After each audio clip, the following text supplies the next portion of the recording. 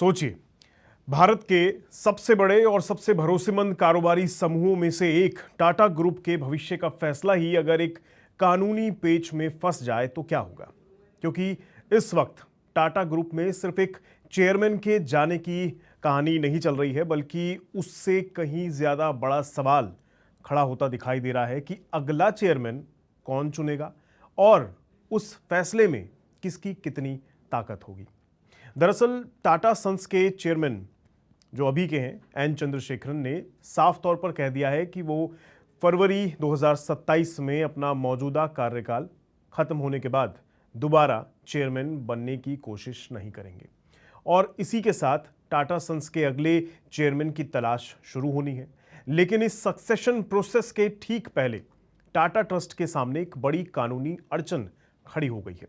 अब यहां एक बात समझना बहुत जरूरी है कि टाटा सन्स आखिर है क्या। टाटा ग्रुप की देखिए तमाम बड़ी कंपनियां सीधे से एक दूसरे की मालिक नहीं है, बल्कि टाटा सन्स इस पूरे समूह की प्रमुख होल्डिंग कंपनी है। यानी TCS, Tata Motors, Tata steel, Tata power जैसी बड़े बिजनेसेस के पीछे होल्डिंग स्ट्रक्चर में टाटा सन्स की केंद्रीय भूमिका रहती है और टाटा सन्स में टाटा ट्रस्ट की कंट्रोलिंग स्टेक है जो कि करीब 66% का है। यानी जिस कंपनी के जरिए पूरे टाटा ग्रुप की प्रमुख कंपनियों में ओनरशिप और इन्फ्लुएंस आता है, उसका 2/3 हिस्सा चैरिटेबल ट्रस्ट के पास है।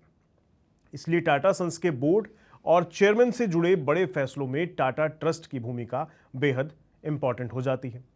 और इन ट्रस्ट में दो सबसे अहम नाम शामिल हैं। एक सर रतन टाटा ट्रस्ट यानी SRTT और सर दोराबजी टाटा ट्रस्ट यानी SDTT। यही दोनों ट्रस्ट मिलकर टाटा सन्स से जुड़े कुछ इंपॉर्टेंट गवर्नेंस डिसीजन में भूमिका निभाते हैं। अब असली समस्या यहां से शुरू होती है। देखिए, सर रतन टाटा ट्रस्ट इस वक्त महाराष्ट्र चैरिटी कमिश्नर के एक रिस्ट्रेन ऑर्डर की वजह से कुछ इंपॉर्टेंट डिसीजन मेकिंग में हिस्सा नहीं ले पा रहा है और इसका सीधा असर टाटा सन्स के अगले चेयरमैन के सिलेक्शन प्रोसेस पर पड़ सकता है। क्यों? क्योंकि SRTT और SDTT को मिलाकर टाटा सन्स के AGM के लिए एक रिप्रेजेंटेटिव नॉमिनेट करना है और साथ ही उस सर्च कमेटी के लिए 3 मेंबर नॉमिनेट करने हैं जो एन चंद्रशेखरन के सक्सेसर को चुनने की प्रक्रिया को आगे बढ़ाएंगे। क्योंकि एन चंद्रशेखरन का, जैसा कि मैंने शुरू में बताया कि उनका जो मौजूदा कार्यकाल अभी जो चल रहा है वो टर्म जो है 20 फरवरी 2027 को खत्म हो जाएगा और फिर वो अगले टर्म के लिए आगे का फैसला ले चुके हैं कि उनको इसमें कंटिन्यू नहीं करना है। लेकिन अगर SRTT इस प्रोसेस में पार्टिसिपेट ही नहीं कर सकता तो सवाल उठेगा कि ये नॉमिनेशन आखिर होगा कैसे। क्योंकि अभी सबसे बड़ा इमीडिएट इशू 18 अगस्त 2026 की टाटा सन्स की AGM में है। आपको बता दूं, सर रतन टाटा ट्रस्ट पर रोक लगाने की मुख्य वजह जो है उसके बोर्ड में लाइफ प्रीपेचुअल ट्रस्टी की संख्या को लेकर रेगुलेटरी डिस्प्यूट जो है सामने आ रहा है। मामला महाराष्ट्र पब्लिक ट्रस्ट एक्ट में 2025 में हुए अमेंडमेंट से जुड़ा हुआ है। इस नए नियम के मुताबिक किसी पब्लिक ट्रस्ट में प्रीपेचुअल या लाइफ ट्रस्टी की संख्या कुल ट्रस्टी के 25% से ज्यादा नहीं होनी चाहिए, जबकि SRTT यानी श्री रतन टाटा ट्रस्ट के 6 ट्रस्टियों में से 3 की पोजीशन फिक्स टर्म वाली नहीं है, बल्कि वे लाइफ प्रीपेचुअल ट्रस्टीज हैं। यानी 6 में से आधे यानी 15% ट्रस्टीज को लंबे समय तक पद पर रहने का अधिकार है। इसी आधार पर शिकायत की गई कि SRTT का बोर्ड नए नियम के अनुरूप नहीं है। यही 50% बनाम 25% की सीमा वाला विवाद इस पूरी लीगल स्टोरी का सेंटर बना हुआ है और इसी वजह से टाटा ट्रस्ट अब इस मामले को लेकर अर्जेंट लीगल एक्शन पर भी विचार कर रहा है। गुरुवार को टाटा ट्रस्ट की मीटिंग हुई, लेकिन SRTT पर लगी रोक के कारण वो मीटिंग में पार्टिसिपेट नहीं कर पाए। इसके चलते दोनों प्रमुख ट्रस्टी की तरफ से जॉइंटली रिप्रेजेंटेटिव चुनने की प्रक्रिया अटक गई।